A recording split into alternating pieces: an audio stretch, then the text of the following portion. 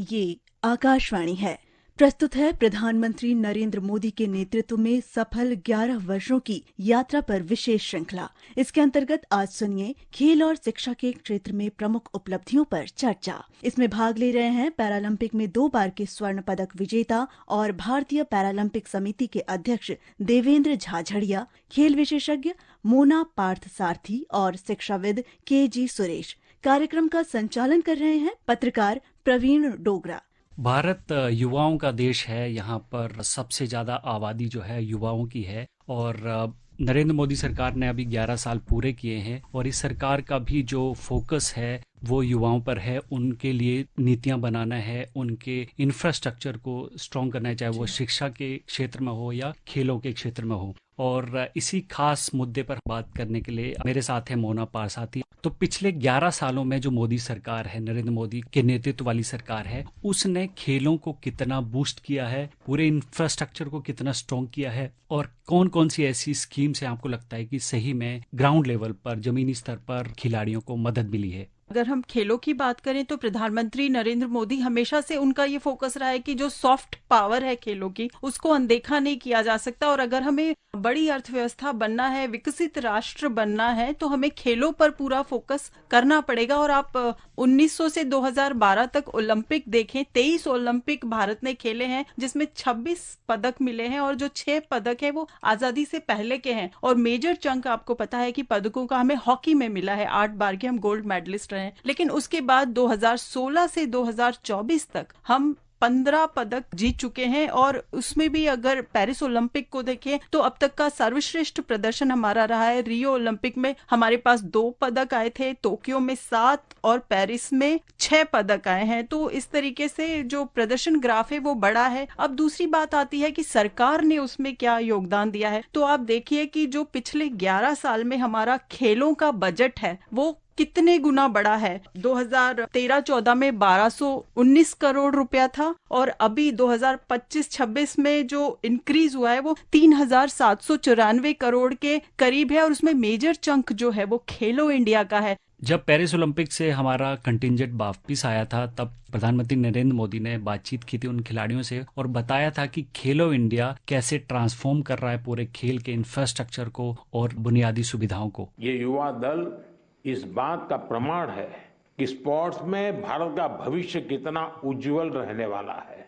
मुझे विश्वास है पेरिस ओलंपिक्स भारतीय स्पोर्ट्स की इस उड़ान के लिए एक लॉन्च पैड साबित होने वाला है। ये टर्निंग पॉइंट है हमारा। उसके बाद विजय ही विजय है दोस्तों, हम रुकने वाले नहीं है। साथियों, आज भारत अपने यहाँ world class sports ecosystem develop करने की प्राथमिकता दे रहा है। ग्रास रूट से आने वाले खिलाड़ियों को उनको तराशना ये बहुत जरूरी है।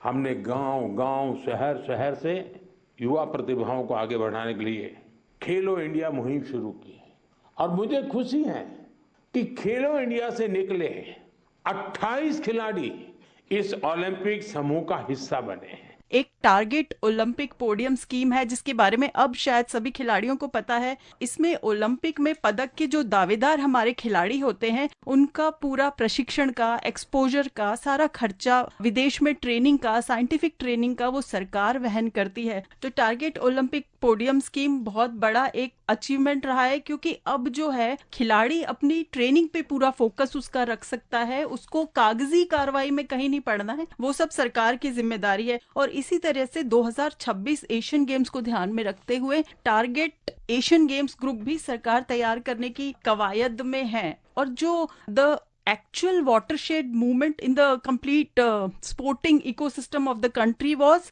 खेलो इंडिया। 2018 में जो खेलो इंडिया गेम्स शुरू हुए अब तक 19 एडिशन हो चुके हैं। खेलो इंडिया यूनिवर्सिटी गेम, खेलो इंडिया यूथ गेम्स, खेलो इंडिया विंटर गेम्स। और आप इसमें गौरतलब बात यह है कि ये किसी एक जगह पर केंद्रित नहीं है। अगर ट्राइबल गेम्स हैं तो वो छत्तीसगढ़ में हो रहे हैं, विंटर गेम्स हैं तो वो जम्मू कश्मीर लेह लद्दाख में हो रहे हैं, उड़ीसा में हो रहे हैं। तो ऐसे अलग अलग जगहों पर अभी हाल ही में दमन और दीव में बीच गेम्स हुए हैं पहली बार भारत में। तो ऐसे कई नए खेलों को मंच मिला है। आप देखिए सेपक टकरा है, किसी ने नाम भी नहीं सुना होगा भारत में, लेकिन उसके खिलाड़ी निकल रहे हैं हमारे यहाँ से। योगासन, मलखम्ब, कलियारपट्टू, ये ऐसे हमारे ट्रेडिशनल खेल हैं जिनको एक मंच मिला है। तो ये सारी जो योजनाएं हैं, फिर फिट इंडिया मूवमेंट है, बार बार हर बार प्रधानमंत्री नरेंद्र मोदी फिटनेस पर जोर देते हैं। फिटनेस न सिर्फ खिलाड़ियों के लिए, आम आदमी के लिए भी, रोजमर्रा की दिनचर्या के लिए भी। मैंने कभी किसी को ये बोलते नहीं सुना कि आप खाने में तेल कम कर दीजिए फिटनेस के लिए। मतलब इतनी बारीकियों पर जो ऑब्जर्वेशन है, खिलाड़ियों से मिलना, उनके बारे में जानना, ये सारी चीजें जो है, ये पूरा एक होलिस्टिक सा जो माहौल बना है भारत में। हमारी आकांक्षा है कि हम 2036 ओलंपिक खेलों की मेजबानी करें और उस दिशा में हम बहुत तेजी से इंफ्रास्ट्रक्चर वाइज आगे बढ़ रहे हैं। और उससे पहले 2030 में हम राष्ट्रमंडल खेलों की मेजबानी करना चाहते हैं। तो ये बहुत सारी चीजें हैं जो भारत को धीरे धीरे धीरे खेलों की महाशक्ति, क्रिकेट में हम सुपर पावर है, इसमें कोई शक नहीं है, लेकिन जो ओलंपिक खेल है उसमें जो हमारा प्रदर्शन ग्राफ धीरे धीरे बढ़ा है, हमारा इंफ्रास्ट्रक्चर बेहतर होता जा रहा है। प्रधानमंत्री पर्सनली टीमों से मिलते हैं, उनके स्वागत के लिए खड़े होते हैं, घर बुलाते हैं और एक एक एथलीट से बात करते हैं। मैंने जिस उमंग से आपको पेरिस के लिए विदाई दी थी, उतने ही उमंग से मैं आज आपका फिर से स्वागत कर रहा हूँ। और इसका कारण ये नहीं है कि कोई मेडल का टैली कितना हुआ, उसका कारण ये होता है कि विश्व भारत के खिलाड़ियों की तारीफ कर रहा है। उनके हौसले, उनके डिसिप्लिन, उनके बिहेवियर, मेरे कानों पर सब जगह से बातें आती हैं और ये सुनता हूँ तो बड़ा गर्व होता है जी। मेरे देश के खिलाड़ी मेरे देश के लिए ही खेलते हैं। मेरे देश के नाम को रत्ती भर भी खरोच आ जाए, ये मेरा देश का एक भी खिलाड़ी नहीं चाहता है। और यही हमारी सबसे बड़ी पूंजी है और उसके लिए ये पूरी टीम बहुत बहुत बधाई के पात्र है। देखिए, जब टीम जीतती है तो विजेताओं के लिए तो हर कोई खड़ा होता है, लेकिन जब टीम हारती है और जिस समय खिलाड़ियों का मनोबल गिरा होता है, उस समय अगर देश का प्रधानमंत्री आपसे बात करा, और मुझे वो पल याद आता है जब बर्मिंघम खेलों में संकेत सरगर जो वेटलिफ्टर है, उन्होंने राष्ट्रमंडल खेलों में रजत पदक जीता था और उसी समय उनको इंजरी हो गई थी एल्बो की और वो गोल्ड मेडल नहीं जीत पाए थे। लेकिन 30 लाख रुपया उनके ब्रिटेन में इलाज का तुरंत खर्चा जो है वो सरकार ने सैंक्शन किया, कोई देर नहीं हुई उसमें, और आज वो फिर से नए मोर्चे फतेह करने के लिए तैयार हैं। हमारे साथ इस कार्यक्रम में जुड़े हैं देवेंद्र झाझरिया जी। झाझरिया जी, मुझे ये बताइए कि आप पिछले 11 सालों में खेलों में और खासकर खेलों में भी पैरा ओलंपिक में या पैरा जो स्पोर्ट्स है उनमें क्या विकास देखते हैं? इंफ्रास्ट्रक्चर में क्या विकास आया है? लोगों की जो खिलाड़ियों की सोच है, हिम्मत है, उसमें कितना बदलाव आया है? देखिए, मैं कहूँ 11 साल जो खेल जगत की रही हैं वो 11 साल बेमिसाल रही हैं। मुझे आज भी याद है 2004 के अंदर जब एथेंस पैरालंपिक में गया था तो मुझे खुद के पैसे खर्च करके जाना पड़ा था। खिलाड़ी के लिए उस समय कुछ नहीं था, लेकिन जब माननीय प्रधानमंत्री नरेंद्र मोदी जी ने शपथ ली थी और मैंने एशियन गेम में जो 2014 इंचोन में हुए थे तो हम खेल करके वापस आए, प्रधानमंत्री जी ने हमसे मुलाकात की थी।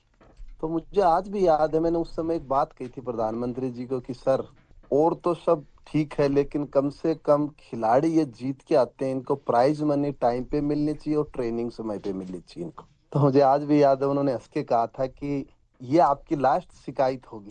और जब भी खिलाड़ी उसके बाद जीत के आते हैं ओलंपिक, कॉमनवेल्थ, तो उनके हाथ में चेक होता है और वो अपने घर बाद में जाते हैं। 2012 जो लंदन पैरालंपिक थे उसमें हमने मात्र 1 सिल्वर मेडल जीता था। देवेंद्र जी, खेलो इंडिया पैरा गेम्स के 2 एडिशन हो चुके हैं। हाल ही में दिल्ली में दूसरा एडिशन हुआ। आपको क्या लगता है इस तरह के जो जमीनी स्तर पर जो गेम्स हो रहे हैं खेलो इंडिया जैसे, इनका पूरे ओवरऑल गेम्स को स्ट्रॉन्ग करने में कितना बड़ा हाथ है? ये एक बहुत बड़ा बदलाव है। इसमें इतनी सुविधाएं मिलती हैं खिलाड़ियों को। पैरा खेलो इंडिया गेम्स में जब मेडल जीत के खिलाड़ी जाते हैं तो अलग अलग NCOE ट्रेनिंग सेंटर हमारे होते हैं, उनमें उनका सिलेक्शन होता है। और जब NCOE में खिलाड़ी जाता है, हमारे हिंदुस्तान में 80% गरीब किसान मजदूर के बच्चे गेम करते हैं। जब उनको वो जा करके जब फैसिलिटी मिलती है, उनको उस फैसिलिटी का वो सदुपयोग करता है, तब वो रिजल्ट आते हैं। तो तो इसलिए ये ग्रास रूट तक फैसिलिटी पहुंची है खेलो इंडिया की वजह से। शुक्रिया देवेंद्र जी हमसे बात करने के लिए। और प्रधानमंत्री जब इंडिविजुअली व्यक्तिगत रूप से इन्वॉल्व होते हैं, वो देखते हैं गेम की कौन सा प्लेयर क्या कर रहा है, कैसे परफॉर्म कर रहा है, और कोई कमी होती है तो डायरेक्शंस भी देते हैं। मोना जी, स्पोर्ट्स जो है एक माइंडसेट का है जी, अगर आप सही माइंडसेट से कोई देश अप्रोच करता है किसी चीज को तो वो अचीव भी करता है। ये हमने क्रिकेट में देखा है, ये हमने हॉकी में देखा है, और बाकी गेमों में भी हम देख रहे हैं। अभी पिछले अगर 10-11 साल की बात करें तो माइंडसेट में कितना चेंज आया। पेरेंट्स जो हैं, जो अभिभावक हैं, वो अपने बच्चों को पढ़ाई के साथ साथ खेलों में भी डालने के लिए कितने उत्सुक अभी आप देखते हैं। ये कितना बड़ा ट्रेंड चेंज है। देखिए, बिल्कुल कोई भी माता पिता है उनके लिए सबसे ज्यादा जरूरी होता है बच्चे की भविष्य की सुरक्षा, आर्थिक सुरक्षा। वो कैसे सरवाइव करेगा, ब्रेड विनिंग मेंबर अगर घर का है तो कैसे सिर्फ खेलो, पहले कहते थे ना कि पढ़ोगे लिखोगे बनोगे नवाब और खेलोगे कूदोगे तो होगे खराब। इस माइंडसेट को पूरी तरह से बदला है पिछले 11 साल में, क्योंकि जब तक आप इन चीजों में उलझे रहेंगे, जो खेल की प्रतिभा हैं, जैसे कि अभी झझड़िया जी ने भी कहा कि रूरल एरिया से आते हैं, निचले तबके से आते हैं, इन सबको कईयों को मैंने बात की है तो उनके लिए एक सोलास जिसको कहते हैं कि कहाँ उनको इन सभी विषमताओं, जिंदगी की जो विषमताएं हैं उनसे निकलने का एक सकारात्मक माध्यम बनता है खेल। तो अब आप देखिए इतनी सारी जो सरकार की योजनाएं हैं, खेलो इंडिया है, प्रतिभाशाली खिलाड़ी जो आते हैं सामने से तो उनको आप आर्थिक सुरक्षा दे रहे हैं, नौकरी की आप गारंटी दे रहे हैं। और अभी एक रीसेट स्कीम आई है कि जो retired sports person empowerment scheme, कि आप रिटायर भी हो चुके हैं उसके बाद भी आपके लिए कहीं ना कहीं कोई रोजगार है। तो ये सारी चीजों ने अभिभावकों की मानसिकता बदली है। और सबसे बड़ा इसमें योगदान रहा है हमारे देश के नीरज चोपड़ा, साइना नेहवाल, पीवी सिंधु, साक्षी मलिक, ऐसे कई खिलाड़ी जो ओलंपिक में पदक जीत कर आए हैं, और जो इंस्टेंट फेम मिला है उससे काफी मानसिकता में बदलाव आया है। मोना जी, हमें याद है, पूरे देश को याद है कि टोक्यो में जब नीरज चोपड़ा ने भाला फेंका था फाइनल में, उम्मीद थी कि गोल्ड आएगा मगर सिल्वर जीते थे। देखो, कंट्री के लिए जब भी मेडल जीतते हैं उसकी खुशी तो होती है, लेकिन वही है कि पर्सनली मतलब मेडल की बात अलग है, लेकिन अब टाइम है इम्प्रूवमेंट करने का थ्रो में भी, और जो भी कुछ इंजरी वगैरह है जो चल रही हैं उन पे अभी काम करना है, और जो कमियां हैं उनको सुधारेंगे, टीम के साथ बैठ के बात करेंगे। और अच्छा रहा है टोटली, अगर ऑल ओवर देखे तो अपनी इंडिया की परफॉर्मेंस अच्छी रही है।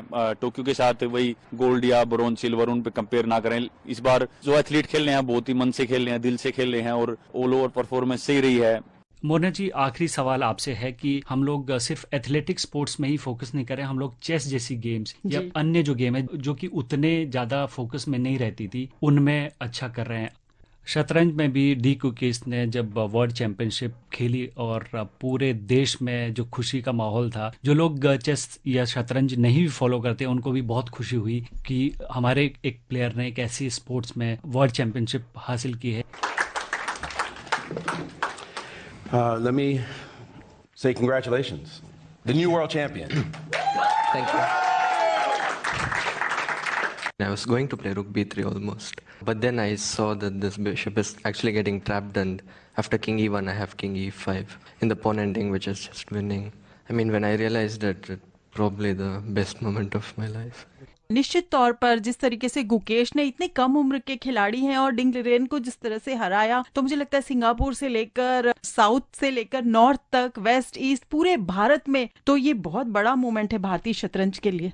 जी, आप चेस की पॉपुलैरिटी को कैसे देखते हैं? देखिए, भारत चेस की नर्सरी रहा है। विश्वनाथन आनंद 5 बार के वर्ल्ड चैंपियन रह चुके हैं, और जिस तरह से 18 साल की उम्र में गुकेश ने, जो चैलेंजर थे सबसे कम उम्र के, और खिताब जीता, वर्ल्ड चैंपियन बने। और अभी हाल ही में जो नॉर्वे के स्टावेंजर में चैंपियनशिप चल रही है, वहां पे देखिए अर्जुन एरिगेसी और डी गुकेश दोनों दौड़ में है खिताब जीतने की। कोनेरू हम्पी महिला वर्ग में दौड़ में है। तो चेस में चेन्नई से बाहर से भी खिलाड़ी आ रहे हैं, और एक बहुत बड़ा भारत के पास पूल है खिलाड़ियों का, चाहे वो प्रज्ञानानंदा हो, अरविंद हो, गुकेश हो, अर्जुन एरिगेसी हो, कोनेरू हम्पी हो, आर वैशाली हो। तो हमारा भविष्य मुझे लगता है चेस में बहुत ही सुरक्षित है।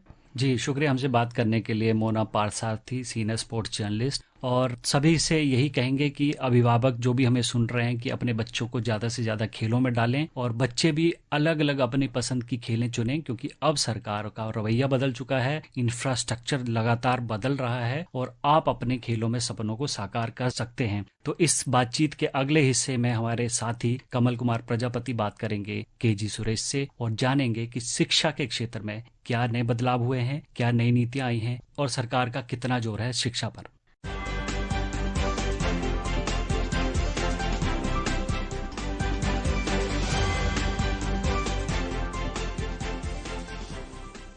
बीते 11 वर्षों में सरकार ने अमृत पीढ़ी यानी भारत की युवा पीढ़ी को सशक्त बनाने के लिए शिक्षा के क्षेत्र में कई ऐतिहासिक कदम उठाए हैं और इन कदमों में शिक्षा में सुधार से लेकर शिक्षण संस्थानों विश्वविद्यालयों की संख्या में बढ़ोतरी और नवाचार और तमाम नीतिगत सुधारों को देखा जा सकता है। आज हम इसी विषय पर चर्चा कर रहे हैं कि बीते 11 वर्षों में किस तरह से भारत का शिक्षा क्षेत्र बदला है और किस तरह से नीतिगत सुधारों की बदौलत आने वाले समय में भी इसके हमें शिक्षा के क्षेत्र में बड़े नतीजे देखने को मिलने वाले हैं। तो चर्चा में शामिल हैं हमारे साथ विश्लेषक के.जी. सुरेश जी। बहुत बहुत स्वागत है आपका। धन्यवाद कमल जी। राष्ट्रीय शिक्षा नीति 2020 वो एक बड़ा मील का पत्थर समझी जा रही है बीते 11 वर्षों में शिक्षा सुधार का, जिसकी बदौलत समझा जा रहा है कि आने वाले वर्षों में भारत का जो शिक्षा क्षेत्र है उसमें बड़ी तब्दीली आने वाली है। तो इस शिक्षा नीति को आप किस तरह से देखते हैं? क्या इसके परिणाम आने वाले समय में हमें मिलने वाले हैं? कमल जी, आपने बिल्कुल सही फरमाया। मैं समझता हूँ कि भारत को विश्व गुरु बनाने का अगर कोई रोड मैप बना है, ताकि एक सिर्फ के खोखली बात न रह जाए, अपितु इसको जमीन पर उतारा जाए, इसको अमली जामा पहनाया जाए, इसी उद्देश्य के साथ पहली बार राष्ट्रीय शिक्षा नीति बनी। याद रखें कि 1986 में जो आया था वो न्यू एजुकेशन पॉलिसी थी, नई शिक्षा नीति, जबकि पहली बार एक राष्ट्र के लिए राष्ट्रीय शिक्षा नीति आई। और इसके साथ साथ ही दो और बातें हुई। एक, जो हमारे जो मानव संसाधन मंत्रालय है उसका जो है नाम बदलकर पुनः शिक्षा मंत्रालय किया गया, यानी कि शिक्षा के प्राथमिकता को स्पष्ट रूप से सरकार ने संदेश दिया कि हमारी प्राथमिकताएं क्या है। दूसरा, सरकार ने यह भी अपना मंशा जाहिर किया कि हमारा उद्देश्य कहीं ना कहीं आगे चलकर जो आदर्श स्थिति माना जाता है कि शिक्षा के लिए बजट का 6% हम शिक्षा के लिए देंगे। और राष्ट्रीय शिक्षा नीति जो है आज अंतर्राष्ट्रीय शिक्षा में जितने भी बदलाव हुए हैं उसको ध्यान में रखते हुए, ताकि वैश्विक स्तर पर जो भारतीय नागरिक है अपने आप को स्थापित कर पाए, लेकिन साथ ही साथ एक भारतीय की अपनी जड़ें मजबूत हो, वो एक वैश्विक नागरिक बने जिसकी जड़ें भारतीय हो। इस बात को भी ध्यान रखने के लिए शिक्षा नीति में एक तरफ तकनीक, एक तरफ आप देखेंगे कि उस क्षेत्र का जो भी विशेषज्ञता है, विशिष्टता है, उस सबको समाहित किया गया।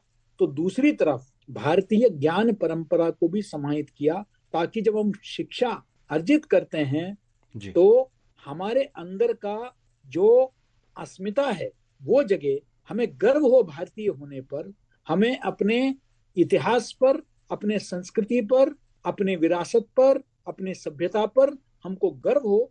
साथ साथ हम नई चीजों को सीखकर हम भारत को विश्व गुरु का दर्जा दिलाए, 2047 तक भारत को विकसित भारत बनाने की दिशा में हम कदम बढ़ाए। जी, एक बहुत बड़ा शिक्षा के क्षेत्र में विस्तार ये हुआ है कि उच्च शिक्षा पर सरकार ने विशेष ध्यान दिया है और खास तौर पर जो शिक्षण संस्थान हैं, विश्वविद्यालय हैं और स्टैंड अलोन संस्थान, पीएम विद्या लक्ष्मी और अनुसंधान केंद्र, इनकी खासी संख्या बढ़ी है। और शिक्षण संस्थानों की अगर हम बात करें तो 70,000 से भी ज्यादा ये संख्या है। इसी तरह से विश्वविद्यालयों की भी 2014-15 से पहले जो एक सीमित संख्या थी उसमें काफी बढ़ोतरी हुई है। तो जिस तरह से लगातार विस्तार हुआ है शिक्षण संस्थानों की संख्या में, उससे कैसे विद्यार्थियों को और ज्यादा मौका मिला है इन संस्थानों में दाखिला लेने में?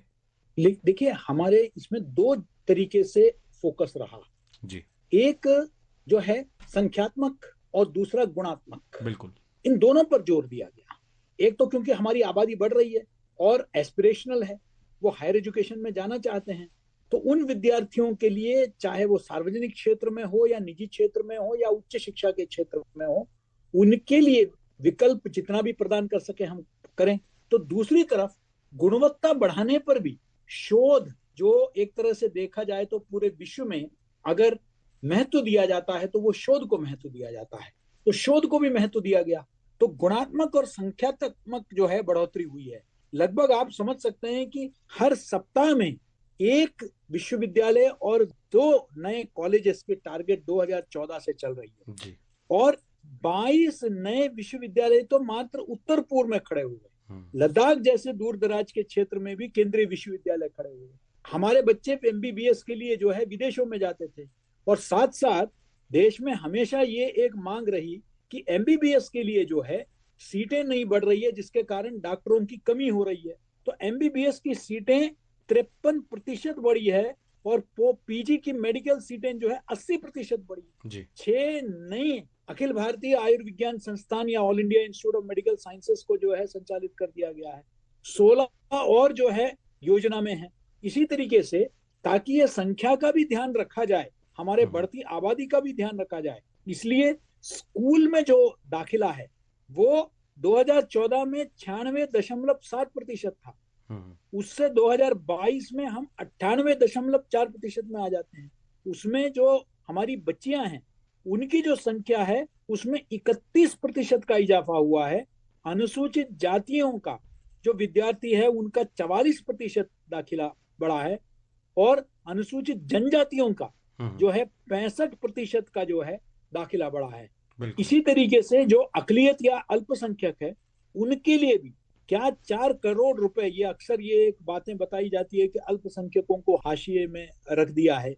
तो अगर आप सिर्फ माइनॉरिटी स्टूडेंट एनरोलमेंट देखेंगे वो 4 करोड़ से 2015-16 में 2020-21 में 4 करोड़ 55 लाख और उच्च शिक्षा में संख्या बढ़ी है 22.97 लाख से 29.88 लाख। सर्व शिक्षा योजना को जो है अभियान को बढ़ा दिया गया है। एकलव्य मॉडल जो रेसिडेंशियल स्कूल आवासीय जो विद्यालय है इसको बढ़ा दिया गया है। हाशिए पे खड़े हुए जो विद्यार्थी है उनके लिए छात्रवृत्ति स्कॉलरशिप्स बढ़ा दिए गए हैं।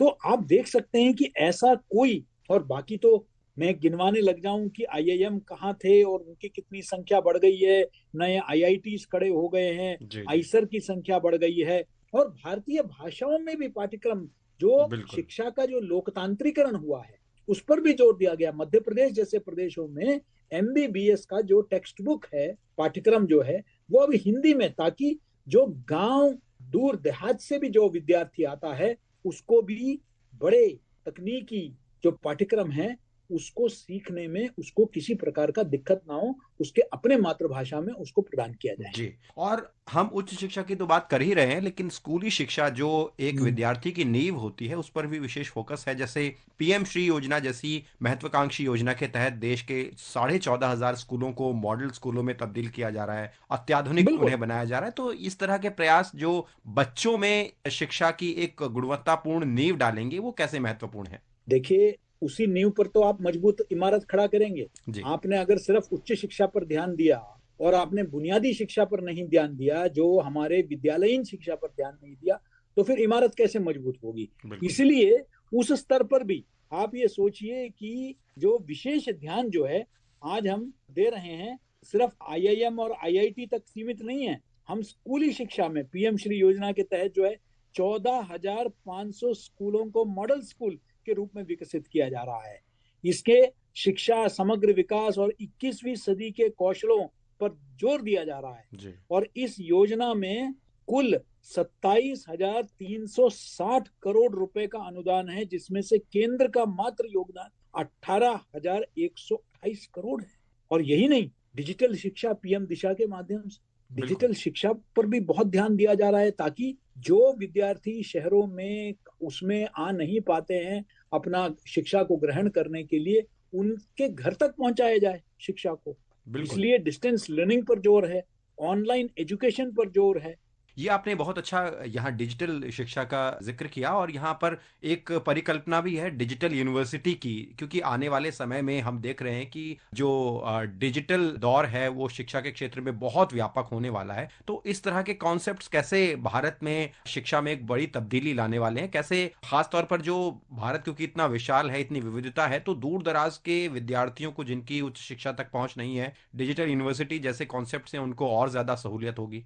बहुत क्रांतिकारी परिवर्तन होगा, क्योंकि अब जो है आपको फिजिकली, आपको प्रत्यक्ष में क्लास को अटेंड करने की आवश्यकता नहीं है, जिसमें आपका बस का भाड़ा भी लगता है, जिसमें आपका जो है रेल का भाड़ा भी लगता है, आपको दूसरे शहर में जो है गांव छोड़कर जाके आपको रहना पड़ता है तो उसमें खर्चा बढ़ता है। लेकिन अगर आपके गांव में अगर ऑनलाइन की व्यवस्था है और जिसका पूरा प्रयास किया जा रहा है कि गांव गांव तक नेटवर्क पहुंचे, तो अगर आप अपने घर बैठे जो है आप शिक्षा जो है प्राप्त कर सकते हैं, तो मैं समझता हूं कि सचमुच ये क्रांतिकारी परिवर्तन होगा। और यही नहीं, अब विद्यार्थियों को ये भी अनुमति दिया गया है कि वे एक साथ एक ऑफलाइन में भी कर सकते हैं तो ऑनलाइन के माध्यम से कई कोर्सेज साथ में कर सकते हैं, आप पर कोई रोक नहीं है। और यही नहीं, इवन जो रेगुलर कोर्सेज हैं उसमें भी ऑनलाइन कंटेंट यानी मूक्स यानी कि अंतर विषयी या इंटरडिसिप्लिनरी के तहत जो है या मल्टी डिसिप्लिनरी बहुविषयी के तहत आपको अपने महाविद्यालय या विश्वविद्यालय में जो पाठ्यक्रम उपलब्ध नहीं है उसके भी आपको क्रेडिट मिलेंगे, ताकि आप जो है ऑनलाइन के माध्यम से उसके क्रेडिट को अपने एकेडमिक क्रेडिट बैंक में जोड़ सकते हैं जी। तो ये सुविधा भी दी गई है, यानी कि इसका सुविधा ये भी है कि आप दिन रात कभी भी आप अपने पढ़ाई को जो है आप कंटिन्यू कर सकते हैं, किसी प्रकार का रोक टोक नहीं है, समय का कोई पाबंदी नहीं है, आप जब फुर्सत में हो आप पढ़ाई कर सकते हैं। इससे जो है जो कामकाजी लोग हैं, कामकाजी महिलाएं हैं, कम उम्र के जो है वो आपके मजदूरी कर रहे हैं, किसानी कर रहे हैं, ये भी जो है पढ़ाई कर सकते हैं।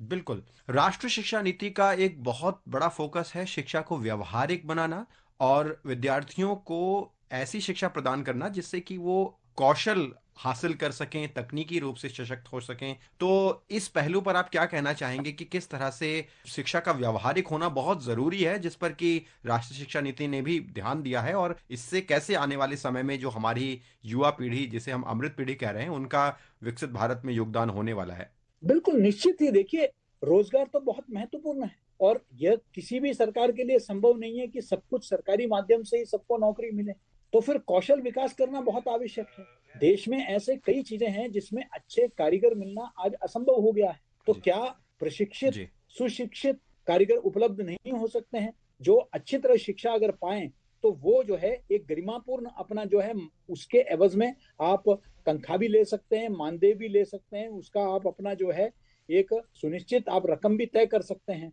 क्या ये हो नहीं सकता है? हो सकता है, बिल्कुल हो सकता है। इसलिए कौशल विकास पर ध्यान दिया गया है। इसी की तरह सिर्फ रोजगार पर नहीं है जोर इस बात पर भी है कि आपको किस तरीके से आपको स्टार्टअप अपना शुरू करने का, स्वरोजगार पर भी जोर दिया गया है जी। बिल्कुल, इसलिए आपके स्वरोजगार के लिए स्टार्टअप इंडिया है, स्किल इंडिया है, स्टैंड अप इंडिया है, और यहाँ तो आप देखेंगे कि जो आपके खोमचे कराते हैं, आपके जो है रेडी चलाते हैं, उनके लिए भी जो है आपको मुद्रा योजना जैसे योजनाएं हैं जिससे आप बेहतर सेवाएं दे सकते हैं, अच्छा पैसा कमा सकते हैं, और उसके लिए बैंक से आपको ऋण मिलेगा। तो हर तरह से आपको प्रोत्साहित करने का, युवा शक्ति को प्रोत्साहित करने का जो एक प्रयास जो है वो किया जा रहा है, ताकि शिक्षा आपको एक अच्छा नागरिक बनाए, एक सभ्य मनुष्य बनाए, अपने सुसंस्कृति, अपने भाषा से पहचान दिलाए, लेकिन साथ ही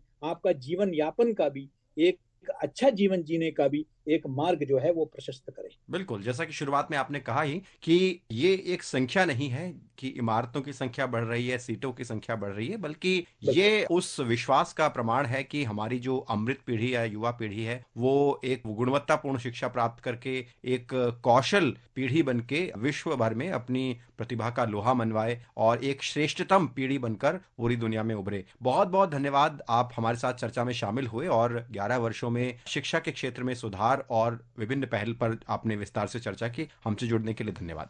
बहुत बहुत धन्यवाद। अभी आप सुन रहे थे प्रधानमंत्री नरेंद्र मोदी के नेतृत्व में केंद्र सरकार के सफल 11 वर्षों के दौरान खेल और शिक्षा के क्षेत्र में प्रमुख उपलब्धियों पर चर्चा। इसमें भाग ले रहे थे पैरालंपिक में 2 बार के स्वर्ण पदक विजेता और भारतीय पैरालंपिक समिति के अध्यक्ष देवेंद्र झाझड़िया, खेल विशेषज्ञ मोना पार्थ सारथी और शिक्षाविद केजी सुरेश। कार्यक्रम का संचालन कर रहे थे पत्रकार प्रवीण डोगरा।